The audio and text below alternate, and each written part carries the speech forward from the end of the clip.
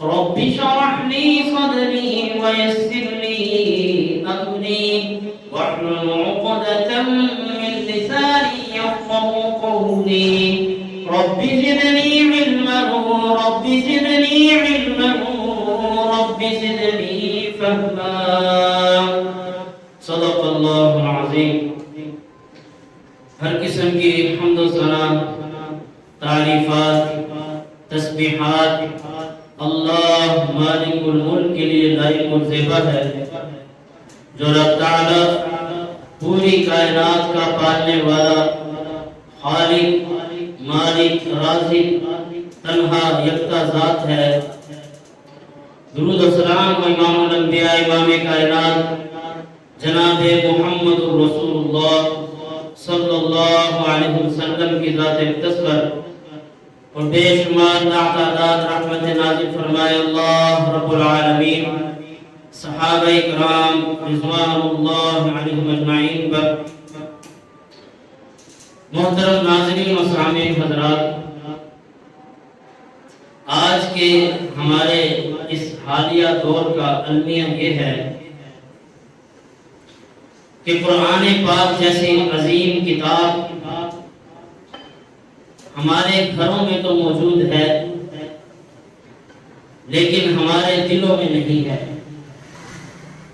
ہم نے اللہ رب العالمین کی اتنی بڑی نعمت اور اتنی بڑی نشانی کو اپنے سے دور رکھا ہوا ہے، جس کی وجہ سے آج کا مسلمان بہت زیادہ مشکلات کا شکار ہے اور کشمکش کی زندگی گزار رہا ہے۔ اور آج کے والدین اپنے بچوں کے ذہنوں میں اٹھنے والے بہت سے سوالوں کے جواب صرف اس لیے نہیں دے پاتے کہ ان والدین کو پتہ ہی نہیں کہ اللہ کی کتاب میں لکھا کیا ہے۔ ان والدین کو سورہ اخلاص کا بھی ترجمہ نہیں آتا، اس کا مفہوم بھی نہیں پتا۔ تو وہ مسلمان والدین یا وہ مسلمان نوجوان جو قرآن کے ذرا سے حصے سے بھی واقف نہیں ہیں، اللہ کی کتاب کے ذرا سے بھی ترجمے سے اور مفہوم سے واقف نہیں ہیں، وہ کسی اور کی تربیت تو بعد میں کریں گے، ابھی اپنی تربیت بھی نہیں کر سکتے۔ ان کے دماغ میں اٹھنے والے سوال یا ان کی زندگی میں آنے والی مشکلات انہیں کیسے پتا چلے گا کہ آخر ہم نے کرنا کیا ہے، جب تک انہیں یہ نہیں پتا کہ اللہ ہم سے کہتا کیا ہے۔ تو آج یہ اللہ کی کتاب قرآن مجید ہمارے گھروں میں تو موجود ہے، اور یہ بہت خوبصورت کپڑوں میں لپیٹ کر تو رکھا گیا ہے، اور اتنی اونچائی پر رکھ دیتے ہیں کہ کبھی ہاتھ نہ چلا جائے، کہ ہاتھ جائے گا تو پھر اٹھا کر پڑھنا نہ پڑ جائے معاذ اللہ، اور اس پر مٹی دھول پڑتی رہے۔ یہ غلاف میں لپیٹنے کے لیے نہیں آیا تھا، اگر اسے غلاف میں لپیٹ کر رکھنا ہوتا تو اللہ اسے غلاف میں لپیٹ کے نازل کرتا، اللہ اسے محمد رسول اللہ صلی اللہ علیہ وسلم کے سینے پر نازل نہ کرتا۔ کیا نبی علیہ السلام ہم آپ کے سینے پر اتاریں گے اور آپ اسے دہراؤ اور آگے بھی لوگوں تک پہنچاؤ۔ یا ایھا المدثر، اے چادر اوڑھنے والے، قم، کھڑا ہو جا، فانذر، اور لوگوں کو ڈرا۔ محمد رسول اللہ صلی اللہ علیہ وسلم کو تو یہ کہا جائے کہ اے چادر اوڑھنے والے، چادر سے نکلو اور کھڑے ہو جاؤ اور لوگوں کو ڈراؤ، اور ہم اس پیغام کو، اس کلام کو غلاف میں لپیٹ کر اچھی طرح چوم کے چاروں سائڈوں سے اور بیچ سے بھی، اور پھر اس کو اتنی اونچائی پر رکھ دیں کہ غلطی سے بھی دوبارہ اٹھانے کی توفیق نہ مل جائے، کہیں سمجھ میں نہ آ جائے، کہیں مسئلے کا حل نہ نکل جائے، کہیں دماغ نہ ہمارے کلیئر ہو جائے۔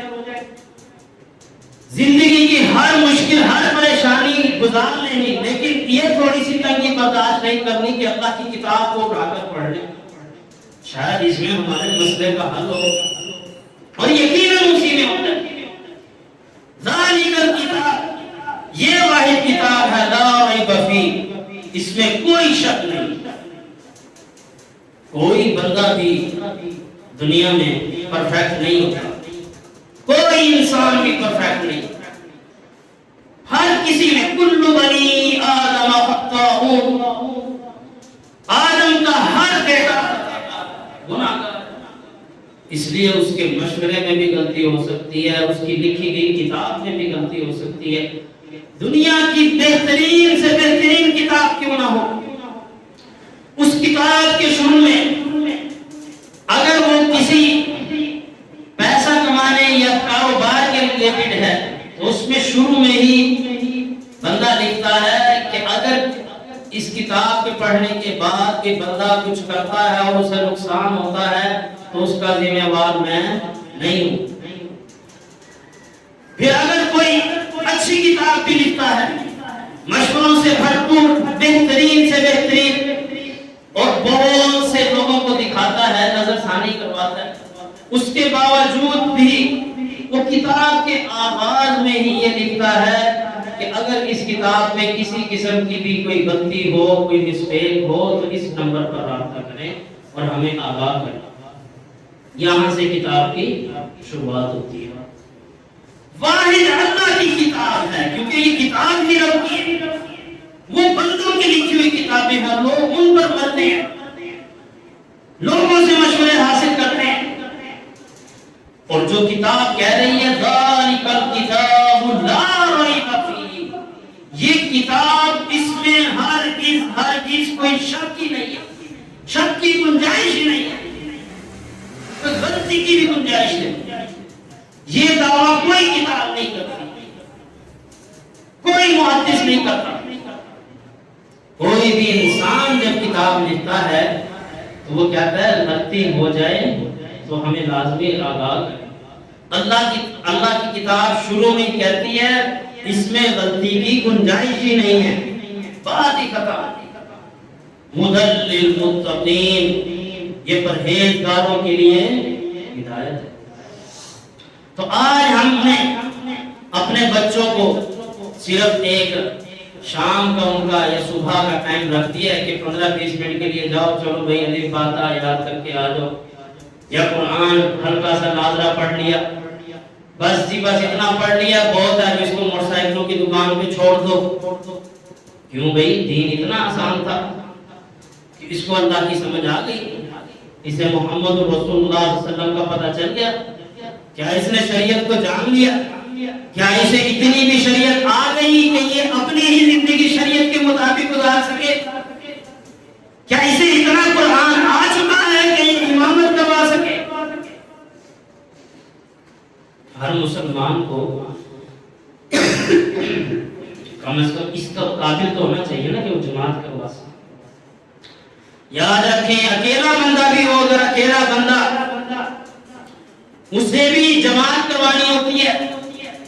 کوئی شخص ہے اکیلا نکل گیا کہیں کام پہاڑوں میں کہیں بھی، اور اس نے پھر اذان دی اور نماز کے لیے کوئی نہیں آیا، اور آپ صلی اللہ علیہ وسلم نے اسی طرح کی ایک شخص کی فضیلت بیان کی، تو اس شخص کے بارے میں آپ صلی اللہ علیہ وسلم نے بیان فرمایا کہ اس نے اذان دی، پھر اس نے تکبیر کہی، کوئی بھی نہیں تھا، اس نے نماز جب شروع کی تو اللہ نے پیچھے فرشتوں کے صف بنا دی۔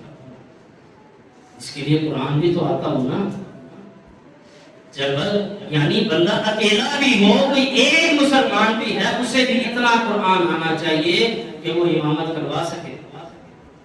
ہر مسلمان کو اس قابل ہونا چاہیے کہ اسے شریعت کا، اسلام کا، دین کے مزاج کا پتہ ہو، اور وہ اسی صورت میں پتہ ہوگا جب ہم اللہ کی کتاب کے ساتھ جڑے ہوں گے۔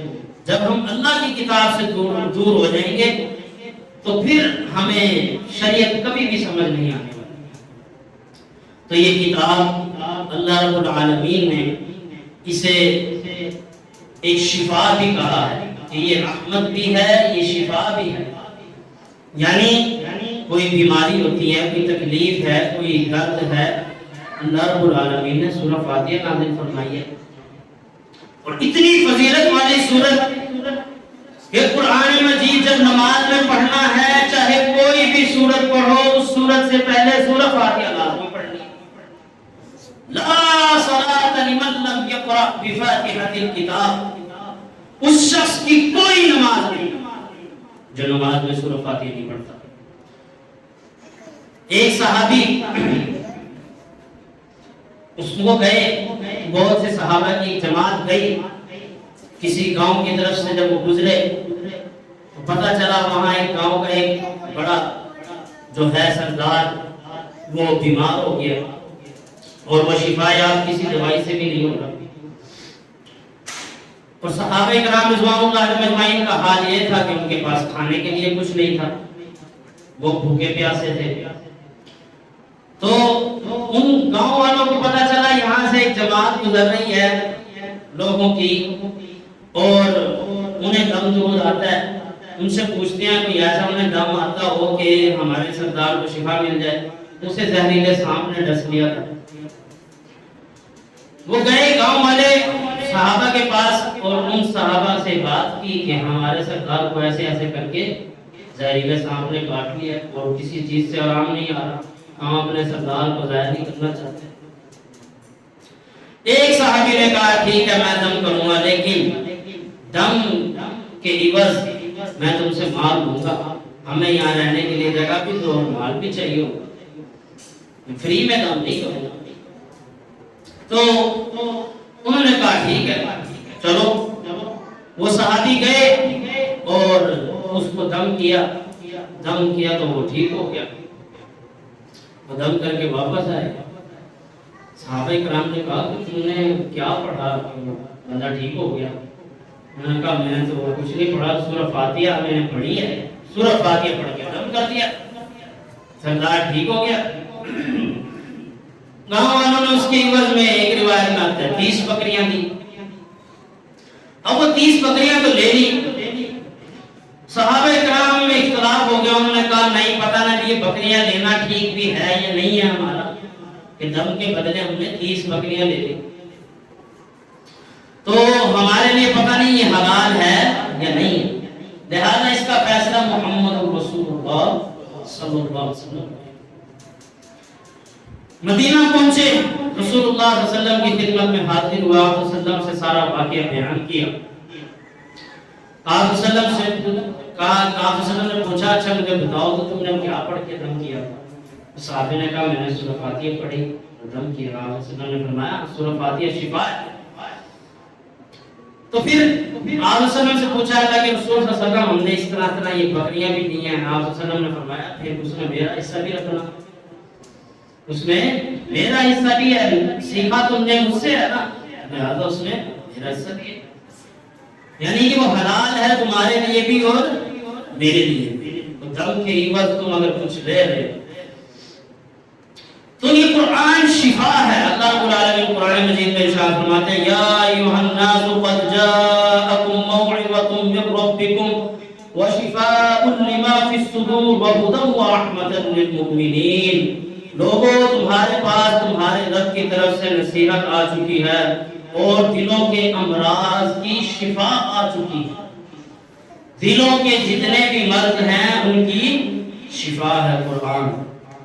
میرا دل بے چین ہے، میرا دل بے سکون ہے، میں ڈپریشن میں ہوں، میں انزائٹی کا شکار ہوں، میں بہت زیادہ پریشان رہتا ہوں، ان ساری چیزوں کا حل کیا ہے؟ اللہ کی کتاب قرآن۔ کثرت کے ساتھ قرآن پڑھو، جتنا قرآن پڑھو گے دل صاف ہوتا جائے گا، مضبوط ہوتا چلا جائے گا۔ جناب محمد رسول اللہ صلی اللہ علیہ وسلم کا فرمان ہے، آپ وسلم فرماتے ہیں میرے دل پر بھی ایک پردہ سا آ جاتا ہے تو میں ایک دن میں 100 سے زیادہ مرتبہ استغفار کرتا ہوں۔ اب یہ استغفار کہاں آیا؟ قرآن مجید میں کہ استغفار کرو اللہ سے۔ سورہ نوح میں بار بار کہا گیا، 5 چیزوں کا ذکر کر کے فرمایا اللہ نے کہ اگر یہ بھی چاہیے تو تم استغفار کرو، یعنی بارش چاہیے استغفار کرو، رزق چاہیے استغفار کرو، اولاد چاہیے استغفار کرو، رحمت چاہیے استغفار کرو، کوئی مسئلہ پریشانی ہے استغفار کرو۔ تو یہ آپ صلی اللہ علیہ وسلم فرما رہے ہیں کہ میرا دل بھی جب کوئی دھواں سا آ جائے تو میں کثرت سے ایک دن میں 100 سے زیادہ مرتبہ استغفار کرتا ہوں، پھر میرا دل سنبھلتا ہے اور میرا دل مضبوط ہوتا ہے۔ تو ہم تو دلوں کے بالکل ناپاک ہو چکے ہیں، ہمارے دل زنگ آلود ہو چکے ہیں۔ آج ہمیں تو بہت زیادہ ضرورت ہے قرآن سے جڑنے کی، اور محمد رسول اللہ صلی اللہ علیہ وسلم تو وہ شخصیت ہے کہ جن کے سینہ اطہر پر یہ قرآن نازل ہوا، وہ پھر بھی اتنا کثرت سے پڑھ رہے ہیں۔ ہمارے تو سینہ اطہر پہ بھی نازل نہیں ہوا، ہمارے تو قریب ہے، ہمارے پاس ہے، لیکن ہمیں اٹھانے کی توفیق نہیں ہوتی۔ کبھی بندہ سوچے نا کہ وہ دنیا کا ہر کام کر گزرتا ہے، ایک مزدور دن میں پوری ٹرالی اٹھا کے پلے پھینک دیتا ہے، قرآن نہیں اٹھاتا۔ ایک بندہ پوری مشقت کر کے پوری بلڈنگ کھڑی کروا لیتا ہے، اس بلڈنگ کا وہ بوجھ اٹھا ہے، قرآن نہیں اٹھا، اس کو چون چون کے رکھ رہا ہے، بڑی بڑی پلاننگ۔ اسی لیے شاید کوئی سکندر بادشاہ تھا، تارا بادشاہ تھا، آج انہیں کوئی نہیں جانتا، گزر گئے، کیوں؟ قرآن سے کوئی تعلق نہیں تھا۔ تو چاہے جتنے ہی علاقے فتح کیے ہوں، جتنی ہی زمینیں فتح کی ہوں، اللہ کہتا ہے کہاں گئی، کیا لے کے گئے؟ کچھ بھی نہیں، ہاتھ خالی ہیں۔ تو جب اتنی مشکلات، اتنی پریشانیاں بندہ اٹھا لیتا ہے، اللہ اس لیے قرآن میں کہتا ہے بندہ خود اپنے لیے مشکل پیدا کرتا ہے، خود مشکلات کی طرف جاتا ہے، ہم تو اسے آسانی کی طرف لے کے جانا چاہتے ہیں۔ اور پھر بھی اللہ کہتا ہے لا یکلف اللہ نفسا الا وسعها، ہم کسی بھی جان پر اس کی برداشت سے زیادہ بوجھ نہیں ڈالتے۔ اللہ کا یہ اصول ہے، کسی بھی جان پر اس کی برداشت سے زیادہ بوجھ نہیں ڈالتے۔ تو میرے بھائیوں، آج ہمیں قرآن سے جڑنے کی ضرورت ہے کہ ہم ہر مشکل، ہر تنگی، ہر پریشانی اٹھا لیتے ہیں، لیکن قرآن نہیں اٹھاتے، قرآن اٹھا کر نہیں پڑھتے کہ اللہ کی کتاب ہم سے کیا کہتی ہے۔ تو یہ یاد رکھیں کہ قرآن بہت سے مسائل کا حل ہے، یعنی زندگی میں بہت ساری ایسی پریشانیاں آتی ہیں جن کا حل صرف اور صرف اللہ کی کتاب قرآن ہوتا ہے، اور کوئی بھی نہیں۔ پھر اسی طرح اللہ رب العالمین نے قرآن مجید میں یہ بات بھی ہمیں واضح طور پہ بتائی ہے کہ قرآن صرف ایسے تیزی کے ساتھ رٹے لگا کر پڑھنے کے لیے نہیں آیا، بلکہ یہ ٹھہر ٹھہر کر سمجھ کر پڑھنے کے لیے آیا۔ وَرَتِّلِ الْقُرْآنَ تَرْتِيلًا، اور قرآن کو خوب ٹھہر ٹھہر کر پڑھو۔ کہیں بھی نہیں کہا گیا کہ اسے ایسے پڑھو جیسے آج کل پڑھتے ہیں الحمدللہ رب العالمین الرحمن الرحیم، کچھ سمجھ نہیں آ رہی، بس یعلمون تعلمون ہو رہا ہے تراویح میں بھی، بس ایک جیسے کوئی سر سے کوئی فرض یا قرض اتار رہا ہے بندہ کہ بوجھ اپنے سر سے اتار کے ایک طرف رکھ دو بس۔ تو اللہ کہتا ہے یہ قرآن تو ہم نے نازل کیا وَرَتِّلِ الْقُرْآنَ تَرْتِيلًا، اور قرآن کو خوب ٹھہر ٹھہر کر پڑھو۔ حضرت عائشہ رضی اللہ عنہ فرماتی ہیں کہ محمد رسول اللہ صلی اللہ علیہ وسلم قرآن ایسے پڑھتے کہ ہمیں ایک ایک لفظ حرف کی سمجھ آتی تھی، واضح صاف۔ اور رسول اللہ صلی اللہ علیہ وسلم جامع کلام کرتے تھے، بات بھی اسی طرح کرتے تھے ٹھہر ٹھہر۔ اور کئی مرتبہ آپ وسلم جب آگاہ کرتے، جھنجھوڑتے، آج ایک عالم اور خطیب تو ایک بات اگر دوبارہ کر دینا کہتے ہیں یہ تو وہی بات کرتے۔ رسول اللہ صلی اللہ علیہ وسلم کا یہ انداز تھا، کوئی بھی قیمتی اور ضروری بات آپ وسلم اسے 3 مرتبہ دہراتے، لوگوں ایسے کرو ایسے کرو ایسے کرو، یہ انداز ہوتا تھا رسول اللہ صلی اللہ علیہ وسلم۔ تو دین اسلام اس چیز کا نام نہیں ہے کہ ہر بات نئی چیزیں پیش کی جائیں، دین اسلام اس چیز کا نام ہے کہ بار بار قرآن کو پیش کیا جائے، اسے دہرایا جائے، اسے پڑھا جائے۔ اسی لیے دن میں 5 نمازیں 17 رکعات ہیں فرض، اور ان 17 رکعات میں سورہ فاتحہ لازم ہے۔ اس کے بغیر نماز ایک ہی سورت ایک ہی دن میں فرضوں میں بھی 17 بار پڑھنی ہے. اگر صرف نئی نئی چیزوں کا نام ہوتا دین کہ نئی نئی ایجادات ہیں تو پھر اللہ بار بار کیوں حکم دیتا ہے کہ صورت پڑھنے کا؟ تو دین اسلام کا مزاج ہے کہ دوہرائی کی جائے، دین کو بار بار پڑھا جائے، اس کے ساتھ جڑا جائے اور جڑے رہا جائے. کیا مشرکین مکہ کو نہیں پتا تھا کہ بارش اللہ برساتا ہے؟ پتا تھا. اولاد اللہ دیتا ہے. ابراہیم علیہ السلام کی توحید کا نہیں پتا تھا؟ پتا تھا. مرے کہاں سے وہ، شرک میں کہاں سے ڈوبے؟ کچھ نیا، کوئی یونیک طریقہ، کوئی نیا انداز. اور نئے انداز کے چکر میں، یونیک طریقے کے چکر میں وہ بڑھتے بڑھتے انہوں نے سفارشی نکالے، وہاں سے بت نکالے اور بتوں کو پکارنا. یہ اللہ کے ہاں سفارشی. اللہ ہماری سنتا نہیں، ان کی موڑتا نہیں. اسی لیے اطیعوا اللہ و اطیعوا الرسول، جو اللہ اور اس کے رسول نے دیا اسی کی اطاعت اور اسی پر جمے رہنا، اس سے ہٹنا نہیں ہے. لا تقدموا بین یدی اللہ، ہر چیز اللہ اور اس کے رسول سے آگے نہیں بڑھنا. جتنا ہے جو ہے اسی پر ہے. لیکن افسوس یہ ہے بندہ آج نئے نئے طریقوں کی طرف تو جاتا ہے، نئے نئے علماء، نئی نئی باتیں، نئے نئے واقعات سننے کو ملے. کبھی یہ توفیق نہیں تھوڑا سا ٹائم لگا کر میں قرآن کو سمجھوں، ترجمے سے پڑھوں، اس کے مفہوم کو سمجھوں، اللہ کی کتاب کیا کیا بنیاد کو مضبوط کرے پہلے اپنے. اور جو بندہ اپنی بنیاد مضبوط نہیں کرتا وہ راستے سے بھٹک جاتا ہے. اسے پھر کوئی بھی چکنی چپڑی باتیں کر کے بہلا پھسلا جاتا ہے.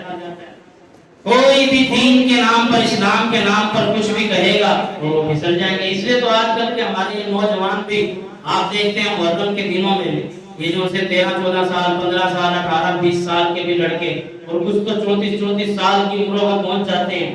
کہنے کو وہ اہل سنت ہوتے ہیں لیکن وہی شیعوں والے لباس، ان کی مجلسوں میں بھی جانا، وہ سارا کچھ کیا ہے یہ، وہ امپریس ہوتے ہیں. کیوں؟ کیونکہ عقل ہی اتنی ہے، قرآن سمجھا ہی نہیں، اس طرف گئے ہی نہیں، دین کا پتہ ہی نہیں، ماں باپ نے کبھی نہیں سمجھایا، ہدایت کے راستے کا نہیں پتا. اس لیے جس نے جو کہہ دیا ہاں یار یہ بھی اچھی باتیں کرتا ہے، یہ بھی اچھی باتیں کرتا ہے. اچھی بات تو شیطان بھی کہہ گیا تھا، آج تک اسے بتا گیا تھا. لیکن یہ اچھی باتوں میں ہی عقیدے جو خراب کر جاتے ہیں ہمارے نوجوانوں کے، اور عقیدے خراب ہونے کی وجہ یہی قرآن سے جڑے، قرآن سے نہیں جڑے ہوئے. اسی لیے میرے بھائیوں آج سے ہی خود بھی قرآن سے جڑے، اپنی اولادوں کو بھی جوڑیں کہ کم از کم یہ آج کا اتنا آسان اور جدید دور آ چکا ہے جس میں ترجمہ پڑھنا بے حد آسان ہے. درجنوں تراجم ہو چکے ہیں قرآن کے، آسان سے آسان تک ترجمہ ایسی کتابیں آ چکی ہیں جس میں الفاظ کے واضح طور پہ معنی آ چکے ہیں. الفاظ معنی والا قرآن، معلم القرآن آ چکا ہے جس کے ذریعے انسان آسانی سے قرآن سیکھ سکتا ہے مفہوم کے ساتھ. اور مدارس اتنے بڑھ گئے، قراء بڑھ گئے، علماء بڑھ گئے، اس کے باوجود ہم آج گمراہ رہے ہیں. اللہ کو کیا جواب دیں گے؟ اے اللہ تیری ایک ہی کتاب تھی ہمارے پاس، ایک ہی تیری صفت جو ہمارے پاس ہے نہیں تھی، یہ قرآن ایک ہی نعمت، اور ہم نے اسے بھی نہیں کھایا، اسے بھی چھوڑے رکھا. بچوں آرام سے بیٹھ جاؤ، یہ بچوں کو آرام سے بیٹھ جاؤ. تو یہ اللہ کی کتاب کے ساتھ میرے بھائیوں اپنے بچوں کا دل مضبوط کریں. اور ہمارے اندر یہ شوق پیدا ہونا چاہیے کہ ہم خود مسجد کے اندر اس طرح کا ماحول پیدا کریں کہ بچے آئیں، قرآن سیکھیں. صرف الفاظ سے نہ کھیلتے رہ جائیں اور الفاظ معنیوں سے نہ کھیلتے رہ جائیں، بلکہ قرآن میں ایسے انداز میں پڑھایا جائے کہ ساتھ کے ساتھ ان کے عقائد بھی درست ہوں اور انہیں مسائل کا بھی پتہ چلے. یہ ساری چیزیں قرآن سے سیکھتا ہے انسان. اور کون سی چیز ہوتی ہے جس کے ذریعے اسے ہدایت مل جائے گی؟ تو ایک ترتیب کے ساتھ اپنے بچوں کو قرآن سکھائیں اور انہیں بتائیں کہ قرآن صرف رٹے کا نام نہیں ہے بلکہ اسے ٹھہر ٹھہر کے پڑھنا ہے. اور پھر اسی طرح یہ قرآن ہی ہوگا جو کل قیامت کے دن سفارش کرے گا. کل قیامت کے دن سفارش کرنے والی کتاب یہ قرآن ہو گئی، اور کل قیامت کے دن یہ قرآن ہی ہوگا جو ہمارے خلاف کھڑا ہو جائے. جس نے اسے چھوڑ دیا، رسول اللہ صلی اللہ علیہ وسلم نے فرمایا وقال رسول صلی اللہ علیہ وسلم یا رب ان قوم اتخذوا هذا القرآن مهجورا.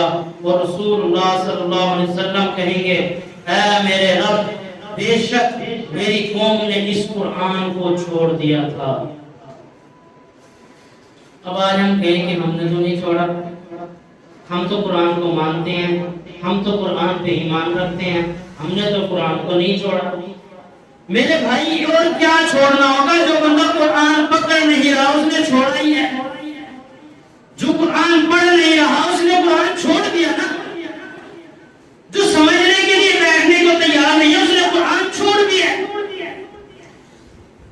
جو عالم کے ہوتے ہوئے، صفوں کے ہوتے ہوئے، مسجدوں کے ہوتے ہوئے، محفوظ چھت کے ہوتے ہوئے، صاف ستھری ماحول کے ہوتے ہوئے، سمجھانے والے کے ہوتے ہوئے نہ سمجھے اور کہے کہ میرے پاس اور کام بہت ہے، قرآن نہ سمجھے، اس نے قرآن کو چھوڑا ہے. اسی کو چھوڑنا کہتے ہیں. افتؤمنون ببعض الکتاب وتکفرون ببعض. یہ تو یہودیوں کا طریقہ کہ تم کتاب کے بعض حصے کو لے لیتے اور بعض کو چھوڑ دیتے ہو. اللہ نے گرفت کی ہے یہودیوں کی اس بات پر کہ تم اللہ کی کتاب کے کچھ حصے کو لیتے ہو اور باقی چھوڑ دیتے. جو تمہارے مطلب کو لے لیتے ہو باقی چھوڑ دیتے. فما جزاء من يفعل ذلك منكم الا خزي في الحياة الدنيا. اللہ کہتا ہے اگر تم ایسا کرو گے کہ کتاب کے کچھ حصے کو لے لو گے باقی چھوڑ دو گے، فما جزاء، پھر اس کا بدلہ اس کے سوا اور کیا ہوگا؟ من يفعل ذلك منكم الا خزي في الحياة الدنيا، کہ اللہ تمہیں دنیا کی زندگی میں بھی رسوا کر دے گا اس عمل کی وجہ سے. اللہ دنیا میں ذلیل کرے گا، رسوا کرے گا. پھر ہو رہے ہیں مسلمان ذلیل بھی ہو رہے ہیں، رسوا بھی ہو رہے ہیں. آج 1 ارب سے زیادہ مسلمان ہیں دنیا میں، پھر بھی ذلیل ہے. 313 تھے تو غالب تھے، روک تھا ان کا، ان کی تلواروں سے کافر کٹے. اور آج 1 ارب سے زیادہ ہے، بیٹھے ہیں آرام سے، دبدبے میں کوئی کچھ نہیں کر سکتا. کیوں؟ قرآن سے دوری.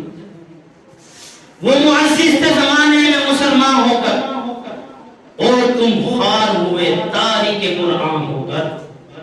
اس لیے خوار ہوئے قرآن کو پسند کشیدہ. اور وہ معزز اسی لیے تھے، صحابہ کے پاس اور کیا تھا؟ قرآن. محمد رسول اللہ صلی اللہ علیہ وسلم کے پاس سب سے قیمتی چیز کیا تھی؟ قرآن.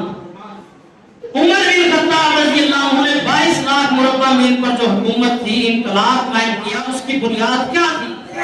قرآن.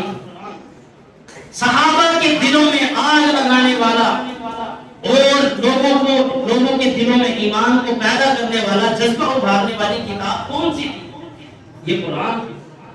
یہ قرآن ہی تو تھا جس نے ان عربوں کو، جنہیں لوگ جاہل سمجھتے تھے، ان عربوں کو پوری دنیا پہ غالب کر دیا تھا.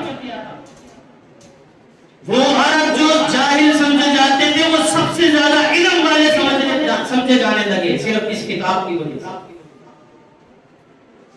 ان کو عزتیں ملی، ان کو بہادری ملی، ایمان ملا، شجاعت ملی، جنت ملی، دنیا کا سکون ملا، آخرت کا سکون ملا صرف اس کتاب کے ذریعے. اور محمد رسول اللہ صلی اللہ علیہ وسلم بھی ہمارے پاس کیا چھوڑ کے گئے؟ ترکت فیکم امرین، لوگوں میں تم میں 2 چیزیں چھوڑے جا رہا ہوں. لن تضلوا ما تمسکتم بہما، جب تک انہیں مضبوطی سے تھامے رکھو گے گمراہ نہیں ہوگے. اور ایک روایت میں ہے دانتوں سے بھینچ کر جیسے انسان پکڑتا ہے، اس طرح مضبوطی سے پکڑے رکھو گے تو گمراہ نہیں ہوگے. کیا ہے؟ کتاب اللہ و سنت رسول. لوگوں، ایک اللہ کی کتاب قرآن مجید ہے اور دوسری میری سنت ہے. تو ہر جگہ اللہ ہی اللہ ہے، ہر جگہ اللہ کی کتاب ہے. اور آج مسلمان اللہ کی کتاب سے دور ہے تو پھر پیچھے کیا ہے ان کے پاس؟ کچھ بھی نہیں بچتا. ایک اگر اللہ کی کتاب سے آج ہم دور ہیں تو ہمارے پاس باقی کچھ بھی ایسا نہیں ہے جس کے اوپر ہم فخر کر سکیں. کچھ بھی نہیں ہے.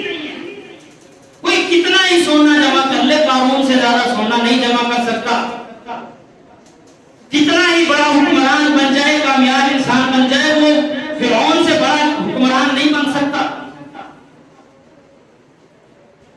اور کوئی کتنی ہی زمینیں فتوحات کر لے، وہ ان بڑے فرعونوں سے آگے نہیں بڑھ سکتا جو گزر چکے ہیں. تو ہمارے پاس مختلف کیا ہے، ہماری کیا پہچان ہے، ہمیں کیا ملا ہے، ہمیں عزت کہاں سے ملی ہے، اور ہمیں عزت دار کیوں کہا جائے، ہمیں قابل احترام کیوں کہا جائے. کوئی ہماری عزت کرے تو کیوں کرے. آج انگریز کے پاس زیادہ اچھی ٹیکنالوجی ہے، مزید عزت تو اس کی ہو. مشینیں اس کے پاس، اچھی عزت اس کی. آج دنیا میں ترقی وہ کر رہے ہیں، عزت ان کی وہ بھی نہیں ہے. تمہاری عزت کیوں، میری عزت کیوں، ہماری عزت کیوں؟ کیا ہے ہمارے پاس؟ بربادی کے علاوہ کیا ہے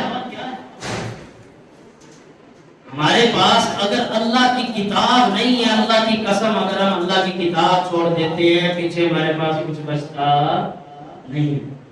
اور اگر اللہ کی کتاب موجود ہے تو پھر کسی چیز کی ضرورت رہتی. اگر اللہ کی کتاب موجود ہے تو پھر عزت ہی عزت ہے. اللہ عزتوں سے نوازتا ہے.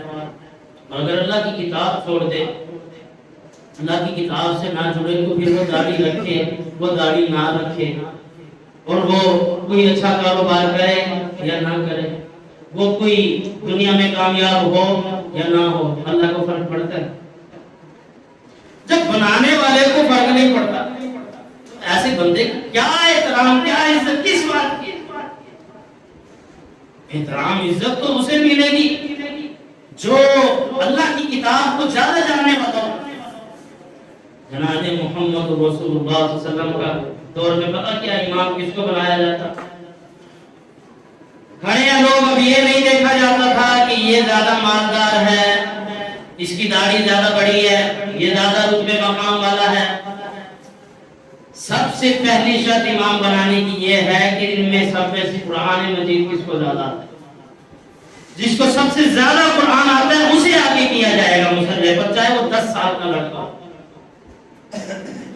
قرآن عزت ہے، قرآن. اور اگر قرآن نہیں تو پھر چاہے وہ دعوت کو آپ نے دنیا کے سارے ہنر سکھا دیے، وہ اس کی قبر تک ہے. اور آپ کے جانے کے بعد بھی کچھ صدقہ جاریہ نہیں اگر اسے اللہ کی کتاب نہیں آتی. وہ کیا پڑھے گا، کیا دعا مانگے گا؟ اور اگر آپ نے اسے پڑھایا ہے، چاہے وہ آپ کو یاد رکھے یا نہ رکھے، یہ بھی فتویٰ سن لیں. ایک باپ نے اپنی اولاد کو پڑھایا، دین کا علم سکھایا، اب بعد میں چاہے بیٹا اس کا نام لے کر بھی دعا نہ کرے، پڑھتا بھی رہے، تب بھی باپ کو جو ثواب ملتا ہے. چاہے وہ نماز پڑھ رہا ہے بیٹا، باپ نے سکھائی تھی، سمجھایا تھا، اس راستے پر لگایا، جب تک بیٹا نماز ادا کرتا رہے گا اتنا ہی اجر و ثواب، اس سے ذرا بھی کم نہیں، اتنا ہی اجر و ثواب باپ کو ملتا رہے گا، ماں کو ملتا رہے گا جس نے سکھایا. یہ ہے دین اسلام اور اللہ کی کتاب قرآن. اس کی فضیلت کہ اس کتاب قرآن مجید پر زمانے وقت یہ چیزیں اثر نہیں کرتی. یہ میں بہت بڑی بات بتا رہا ہوں آپ کو، یہ سمجھنے کی ضرورت ہے. بات زمانے بدلتے ہیں، وقت بدلتے ہیں، حالات بدلتے ہیں، لوگ بدلتے ہیں، حالات بدل جاتے ہیں، زمینیں بدل جاتی ہیں، سیلاب آ جاتے ہیں، لوگ ختم ہو جاتے ہیں، جدید سے جدید وقت آ جاتے ہیں. پرانا دور آ گیا، پھر نیا آ گیا، پھر جدید ہوا، پھر سیلاب آئے، لوگ ختم ہوئے، پھر نیا زمانہ، پھر سب کچھ بدلتا رہتا ہے. اور ان چیزوں کا ہر چیز پر ایفیکٹ ہوتا ہے، ہر چیز پر اثر ہوتا ہے. ایک واحد اللہ کی کتاب ہے جو ہر دور میں کامل پڑی ہے. اللہ کہتا ہے ہم اس کے محافظ ہیں، ہم اس کی حفاظت کرنے والے ہیں، اور اس کا ایک الفاظ بھی ذرا بھی ادھر سے ادھر ہونے نہیں دیں گے. ہم نے اسے نازل کیا ہے اور ہم ہی اس کی حفاظت کرنے والے. نبی علیہ السلام کو بھی سورہ قیامہ میں کہا کہ آپ کو اسے جلدی جلدی بار بار دہرانے کی ضرورت نہیں ہے. آپ کے سینے پر اسے نازل کر دینا اور آپ کو یاد کروا لینا یہ ہمارا ذمہ ہے. ہم اس کی حفاظت، آپ کے سینے میں بھی ہم اس کی حفاظت. اب کہنے کو یہ کتاب ہے، کیا حفاظت؟ اس کی حفاظت شاید دنیا کائنات میں اور کوئی ایسی چیز ہی نہیں ہے جس کی حفاظت اتنی مشکل بھی ہو اور اتنی آسان بھی ہو کہ جب اسے چھوڑا جائے تو اس سے زیادہ مشکل کچھ نہیں واپس پکڑنا، اور اگر اسے پکڑ کے رکھا جائے تو اسے یاد رکھنا اس سے زیادہ کچھ آسان نہیں. یعنی اگر تم اس سے تھوڑا دور جاؤ گے تم سے بہت دور چلی جائے گی. جناب محمد رسول اللہ صلی اللہ علیہ وسلم کا فرمان ہے، صحیح بخاری اور صحیح مسلم میں آپ صلی اللہ علیہ وسلم نے فرمایا، اللہ کی قسم یہ قرآن جب تم اس کو پکڑے رکھتے ہو تب تک تو یہ تمہیں یاد رہتا ہے، اور جب تم اسے چھوڑتے ہو، پھر آپ صلی اللہ علیہ وسلم نے فرمایا اللہ کی قسم اتنی تیزی سے وہ اونٹ جس کی رسی کھلی ہوئی ہو وہ نہیں جاتا جتنی تیزی سے دلوں سے قرآن چلایا. کل جب ہم دنیا کی رونقوں میں مصروف ہوئے تو میں یہ بتا رہا تھا اتنی بڑی چیز کہ جس سے زیادہ بھاری کوئی چیز نہیں ہو سکتی.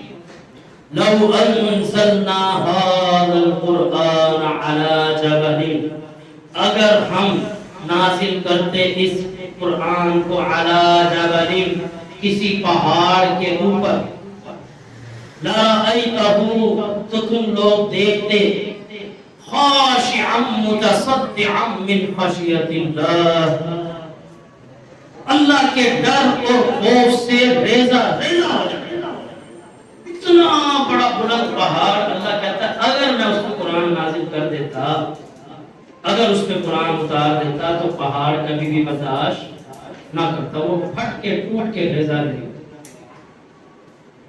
لیکن یہ قرآن اللہ نے نازل کیا محمد رسول اللہ صلی اللہ علیہ وسلم کے سینہ اطہر پر. اس لیے اللہ نے کہا کہ آپ کے سینے پر اتار دینا اور آپ کے سینے میں محفوظ رکھنا یہ کس کی ذمہ داری ہے؟ یہ ہماری ذمہ داری. تو میرے بھائیو یہ کتاب قرآن مجید اپنے چھوڑ دینے والوں کے لیے کل قیامت کے دن ان کے خلاف گواہی دے گی. رسول اللہ صلی اللہ علیہ وسلم نے فرمایا وقال الرسول یا ربی ان قوم اتخذوا هذا القرآن مہجورا. قیامت کے دن قرآن کو چھوڑنے والوں کے خلاف رسول اللہ صلی اللہ علیہ وسلم گواہی دیں گے کہ اے اللہ یہ وہ لوگ ہیں جنہوں نے قرآن کو پس پشت ڈال دیا. تو آج ہم میں سے تقریباً اکثریت لوگوں کی مسلمانوں کی وہ ہے قرآن سے دور ہے. ان کی روٹین اور ماحول یہی ہے کہ 9-10 بجے اٹھے، ناشتہ کیا، دکان پر گئے اور آئے اور سو گئے.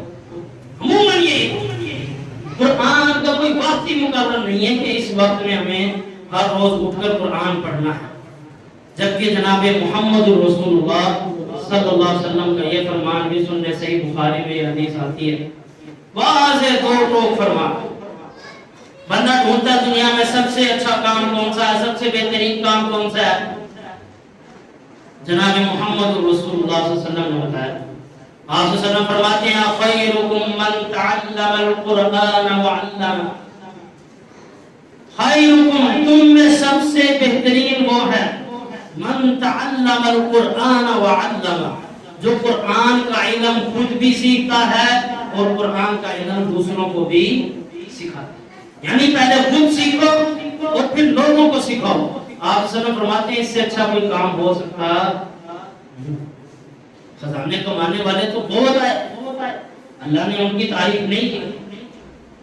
پیسہ کمانے والے بھی بہت آئے، چلے گئے، کسی کا نام نہیں باقی نہیں رہا، اللہ نے کسی کی تعریف نہیں کی. لیکن ابو ذر غفاری کا نام رہ گیا جو فقیر تھا، جس کے پاس کچھ نہیں تھا، پھٹے ہوئے کپڑے. کیوں؟ کیونکہ وہ قرآن جانتے. تو قرآن کے ساتھ جو جڑ جاتا ہے قرآن اسے معزز بنا دیتا ہے، محترم بنا دیتا ہے، مولانا بنا دیتا ہے، علامہ بنا دیتا ہے، عالم بنا دیتا ہے. قاری بنا دیتا ہے، مفتی، محدث، شیخ الحدیث، شیخ القرآن، معلم القرآن، نہ جانے کون کون سے القابات، عزت، آداب. لوگ جتیاں کیوں اٹھا رہے ہیں کسی استاد کی؟ اس نے مجھے قرآن سکھایا. اس کی عزت کس لیے ہے کہ اس نے مجھے قرآن پڑھایا. خیرکم من تعلم القرآن وعلمہ، تم میں بہترین وہ ہے جو قرآن سیکھتا ہے اور دوسروں کو سکھاتا ہے. اور پھر اسی طرح قرآن ایک تو شکایت بھی کرے گا قیامت کے دن اپنے نہ پڑھنے والوں، اور جو اس کو پڑھتے ہیں کثرت کے ساتھ اور اس کے ساتھ جڑے رہتے ہیں ان کے لیے شفاعت بھی کرے گا قیامت کے دن. قرآن پڑھو، رسول اللہ صلی اللہ علیہ وسلم فرماتے ہیں قرآن پڑھو کیونکہ یہ قیامت کے دن اپنے پڑھنے والوں کی سفارش کرے گا. یاد رکھو کل قیامت کے دن کوئی کسی کی سفارش نہیں کرے گا، کوئی بھی کسی کی سفارش نہیں کرے گا. یہ قرآن اس وقت سفارش کرنے کے لیے کھڑا ہوگا، یعنی جب انسان کے اپنے بچے، اپنی اولاد، ماں باپ، والدین، بہن بھائی سب بھاگ رہے ہوں گے، اس وقت قرآن کھڑا ہو کے گواہی دے اللہ یہ مجھے پڑھتا تھا، یہ تیری کتاب کو پڑھتا تھا، اس پہ عمل کرتا تھا. اس وقت ہمیں گواہ مل جائے اس سے بڑی کیا بات. ڈوبتے کو تینکے کا سہارا، اور وہاں تو ڈوبتے کو قرآن کا سہارا مل رہا ہے. قرآن جو اللہ کی کتاب ہے اس کا سہارا مل جائے قیامت کے دن، اس سے بڑی سفارش میں کیا ہو سکتی ہے. پھر اسی طرح جناب محمد رسول اللہ صلی اللہ علیہ وسلم کے ایک صحابی ہیں، وہ قرآن پڑھ رہے تھے، اسید بن حذیر رضی اللہ عنہ. ان کا واقعہ سنا کے میں اپنی بات کو مکمل کرتا ہوں. رات کا وقت تھا، اپنے گھر میں بیٹھے ہوئے قرآن پڑھ رہے تھے، اور ساتھ ان کے گھوڑا یا خچر بنا ہوا تھا. جیسے وہ قرآن پڑھتے تو خچر بھٹکنے لگتا، اور ساتھ ہی ان کا ایک چھوٹا بچہ سو رہا تھا. انہیں یہ ڈر ہوتا کہ یہ جو گھوڑا ہے یہ میرے بچے کو ٹانگ نہ مار دے. وہ فوراً قرآن کی تلاوت بند کرتے، اس کو ڈراتے، یہ سمجھ کے کھڑا ہو جائے، اپنے بچے کی بات کرتے، پھر آتے، پھر پڑھنے لگ جاتے. اسی اسنا میں اسید بن حذیر رضی اللہ عنہ نے آسمان کی طرف دیکھا، کچھ چمکتا ہوا جو آسمان سے نیچے کی طرف پہلے تو نازل ہو رہا تھا. تو جب گھوڑا بہت زیادہ بھٹکنے لگا تو اسید بن حذیر رضی اللہ عنہ کہتے ہیں مجھے یہ ڈر ہوا کہ میرے بچے کو نقصان نہ پہنچائے، لہذا میں نے قرآن کی تلاوت بند کر دی، اور وہ جو چمکتی ہوئی چیز آسمان سے زمین کی طرف آ رہی تھی وہ دوبارہ اوپر کی طرف چلے گئی. صبح ہوئی، جناب محمد رسول اللہ صلی اللہ علیہ وسلم کے پاس پہنچے یہ صحابی اور کہا اللہ کے رسول صلی اللہ علیہ وسلم کل رات میں نے اسی طرح کر کے خواب میں یہ سب دیکھا ہے. رسول اللہ صلی اللہ علیہ وسلم مجھے بتائیں وہ چمکتی ہوئی چیز جو نیچے اتر رہی تھی. آپ صلی اللہ علیہ وسلم نے فرمایا اے اسید تو قرآن پڑھتا رہتا، اے اسید تو قرآن پڑھتا رہتا، اے اسید تو قرآن تلاوت کرتا رہتا. وہ اللہ کے فرشتے تھے، اللہ کی رحمت کے فرشتے تمہیں نازل ہوتے ہوئے دیکھے، اور وہ فرشتے اگر تو قرآن پڑھتا رہتا، قرآن کی تلاوت کرتا رہتا تو لوگ صبح اپنی آنکھوں سے ان فرشتوں کو دیکھ لیتے. یعنی صبح ہونے تک اگر تو پڑھتا رہتا لوگ اپنی آنکھوں سے ان فرشتوں کو دیکھ لیتے اور تو بھی دیکھ. اس حدیث سے ہمیں یہ پتہ چلتا ہے جو شخص کثرت کے ساتھ، دل لگی کے ساتھ، ترتیل کے ساتھ ورتل القرآن ترتیلا قرآن کو پڑھتا ہے، اللہ اس کے لیے رحمت کے فرشتے نازل فرماتا ہے. اور جس گھر میں قرآن نہ پڑھا جائے، آپ صلی اللہ علیہ وسلم کا فرمان ہے گھروں کو قبرستان نہ بناؤ. پھر قبرستان کے بارے میں پوچھا گیا اللہ کے رسول صلی اللہ علیہ وسلم گھروں کو قبرستان بنانا کیا ہے؟ آپ صلی اللہ علیہ وسلم نے فرمایا جس گھر میں قرآن نہ پڑھا جائے وہ قبرستان. اپنے گھروں میں قرآن کی تلاوت کرو تاکہ رحمت کے فرشتے نازل ہوں، رونقیں لگیں، خوشحالی آئے. یہ تب آئے گی جب ہم قرآن کے ساتھ اپنا تعلق مضبوط کریں، قرآن کو سمجھ کر پڑھیں. تو لہذا اسی ضمن میں ہم نے ایک قرآن کے ترجمے کے لیے اور اس کے مفہوم کے لیے کلاس کا بھی آغاز کیا ہے تاکہ لوگوں کو اس قرآن کے ساتھ جوڑا جائے۔ کل سے انشاءاللہ سب بھائیوں کو میں اس میں کہوں گا کہ وہ لازمی داخلہ لے۔ اس میں کوئی عمر کی قید نہیں، کوئی بھائی اس بات کی شرم نہ کرے کہ میں اب کیسے سیکھ سکتا ہوں، یا مجھے تو پڑھنا ہی نہیں آتا، یا کسی کو دیکھ کر بھی اگر پڑھنا نہیں آتا اس سے بھی پریشان ہونے کی ضرورت نہیں ہے۔ اس کی وجہ کیا ہے کہ جو صحابہ اکرام رضوان اللہ علیہم اجمعین تھے وہ ماؤں کے پیٹ سے نہیں سیکھ کے آئے تھے قرآن پاک۔ کسی صحابی نے 30 سال کی عمر میں سیکھا، کسی نے 40 سال کی عمر میں، کسی نے 50 سال کی عمر میں۔ کئی صحابہ ایسے ہیں جن کی عمر رسول اللہ صلی اللہ علیہ وسلم کی عمر کے برابر تھی۔ آپ وسلم کے چچا سید الشہداء امیر حمزہ رضی اللہ عنہ، تو انہوں نے ان عمروں میں قرآن سے سیکھا نہیں، حفظ بھی کیا، پڑھا بھی۔ اور آج ہم نے نا اس کو ایک روایت، ایک قانون سمجھ لیا ہے کہ اگر ہم نے بچپن سے ہی، اور پھر کئی مولوی بھی یہ دماغ میں فضول ڈال دیتے ہیں کہ بس بچپن سے پڑھ لیا تو پڑھ لیا، پھر کون پڑھتا ہے؟ نہیں، انتہائی غلط تاثر ہے۔ ہمیشہ you have never late، آپ کبھی بھی دیر آپ کو نہیں ہوئی ہے۔ آج سے ہی آپ شروع کر سکتے ہیں، آج سے ہی پڑھیں۔ کسی کی کوئی بھی عمر ہے، کوئی بھی ایج ہے، وہ قرآن کو سیکھے۔ صحابہ اکرام رضوان اللہ علیہم اجمعین نے 40 سال کی عمر، 50 سال کی عمر، 60 سال کی عمر علم سیکھا، پڑھا۔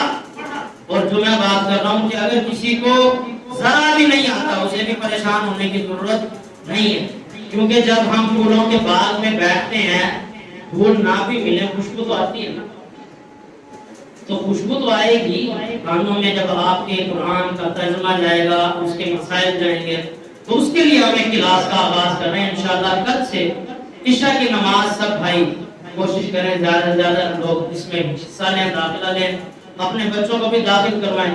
ہر روز انشاءاللہ 20 سے 25 منٹ کی کلاس ہوا کرے گی، جس میں بڑے ہی آسان انداز میں ہم انشاءاللہ آپ کو الفاظوں میں نہیں الجھائیں گے، لفظوں کے معنیوں میں نہیں الجھائیں گے، ڈائریکٹ آپ کو قرآن کے ساتھ جوڑیں گے اور قرآن کے ترجمے کا آغاز ہوگا، اور ایک انتہائی آسان طریقہ یہی سے آپ کو یاد کروا کر ہی اٹھائیں گے۔ یعنی اسی 20-25 منٹ میں آپ انشاءاللہ اپنا سبق یاد کر کے اٹھیں گے۔ اس میں آپ کو مفہوم بھی، مختصر تفسیر، خلاصہ، یہ سب چیزیں بیان ہوگی، مسائل بھی بیان ہوں گے۔ تو سب بھائیوں نے اس میں کوشش کرنی ہے کہ عشاء کے ٹائم نماز مسجد حاضہ میں پڑھیں۔ عشاء کا ٹائم رکھا بھی اس لیے ہے کہ لوگ اپنے کام کاج سے بھی آ جاتے ہیں، تو جہاں ہم نے اور جگہ وقت ضائع کرنا ہوتا ہے، لوگ گھنٹہ 2 گھنٹے 12-1 بجے تک اپنے یاروں دوستوں کے ساتھ گلیوں چوراہوں میں بیٹھے ہوتے ہیں، وقت گزار رہے ہوتے ہیں۔ تو یہ یہاں اگر وہ 20-25 منٹ آدھا گھنٹہ لگا دیں اس میں کیا حرج کی بات ہے۔ اور اگر آپ قرآن پڑھ جائیں انشاءاللہ، جس بندے نے اس طریقے سے صرف 1 سال بھی لگا دیا، میں انشاءاللہ گارنٹی سے کہتا ہوں وہ قرآن ترجمے سے پڑھنے کے قابل ہو جائے، یعنی وہ قرآن پڑھے گا اور اسے ترجمہ سمجھ آ رہا ہوگا۔ تو جو سبق آپ پڑھ لیں گے ایک بار انشاءاللہ وہ آپ کو نہیں بھولے گا، کبھی بھی نہیں بھولے گا۔ تو لازمی اس میں حصہ لیں۔ تو کون کون بھائی انشاءاللہ کوشش کرے گا کل سے عشاء کی نماز یہاں پڑھے اور ساتھ ترجمہ کلاس بھی اٹینڈ کریں؟ تو سب بھائیوں نے کوشش کرنی ہے، اس میں کوئی حرج کی بات ہے، آپ کو ہم کسی بھی انشاءاللہ مشکل میں نہیں ڈالنے والے، بہت ہی آسان کلاس ہوگی۔ سب بھائی مل جل کر بیٹھیں، اور کچھ نہ صحیح آپ نے سبق نہیں سنانا، آپ سبق نہ سنائیں، بیٹھیں گے جب آپ کو آسان لگے گا آپ پڑھنا شروع کریں گے، آپ کہیں گے اچھا مجھے سمجھ آ رہی ہے، مجھے پڑھائیں، انشاءاللہ آپ کو کنٹینیو کرواتے چلے جائیں، لیکن اس کا فائدہ بہرحال ضرور ہوگا، نقصان اسے ہوگا جو آئے گا ہی نہیں، جو کہے کہ بس ٹھیک ہے چھوڑ دیں۔ تو آپ صلی اللہ علیہ وسلم نے فرمایا خیرکم من تعلم القرآن وعلم، تم میں بہترین وہ ہے جو قرآن سیکھتا بھی ہے اور دوسروں کو سکھاتا بھی ہے۔ لہذا قرآن کے ساتھ جڑے۔ آج ہمارے پاس اگر کوئی اثاثہ ہے، کچھ ہے، تو وہ صرف اللہ کی کتاب ہے۔ اگر ہم اللہ کی کتاب سے کٹ جاتے ہیں تو پھر ہماری کوئی عزت نہیں، اور اگر اللہ کی کتاب سے جڑ جاتے ہیں تو ہمارے سے زیادہ عزت مآب کوئی نہیں۔ لہذا سب بھائیوں کو میں دعوت دوں گا قرآن کے ساتھ لازمی جڑے، اپنے نوجوان جو لڑکے ہیں 7-8 سال کے، 10-12 سال کے، ان کو بھی ساتھ لے کر آئیں، انشاءاللہ کل سے اس کلاس کا آغاز ہوگا۔ اللہ رب العالمین سے دعا ہے اللہ رب العالمین حق بات کو سمجھ کر مجھے بھی اور آپ سب بھائیوں کو بھی عمل کرنے کی توفیق عطا فرمائے اور غلطیوں کوتاہیوں کو ہمارے دلوں سے معاف فرما دے۔ الحمدللہ۔